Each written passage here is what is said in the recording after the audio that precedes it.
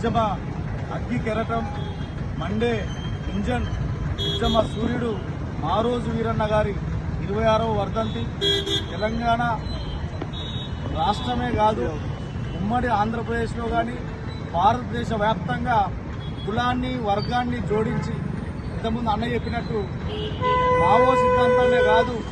అంబేద్కరిజాన్ని కూడా జోడించి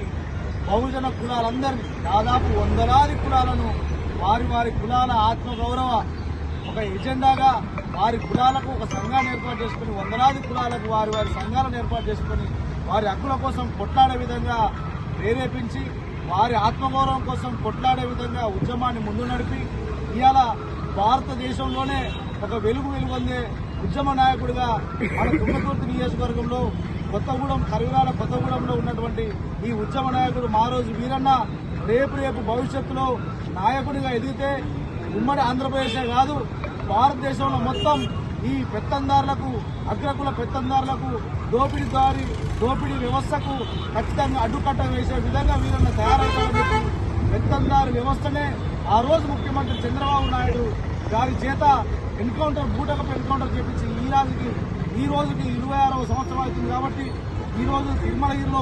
పూలే అంబేద్కర్ చౌరస్తాలో సామాజిక తెలంగాణ మహాసభ కన్వీనర్ అన్న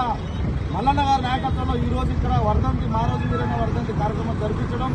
ఈ కార్యక్రమంలో సోమన్న కానీ లింగన్న కానీ ఇక్కడ ఉన్నటువంటి అందరూ కులాలకు మతాలకు సంబంధం లేకుండా పాల్గొని వీరన్న గారి ఆశయం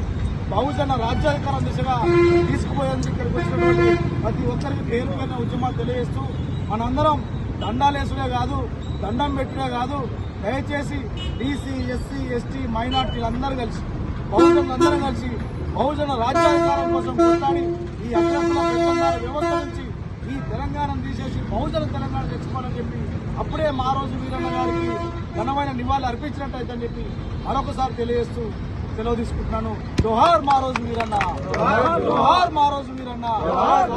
మారోజు వీరన్న గారి ఆశయాలను, మారోజు వీరన్న గారి ఆశయాలను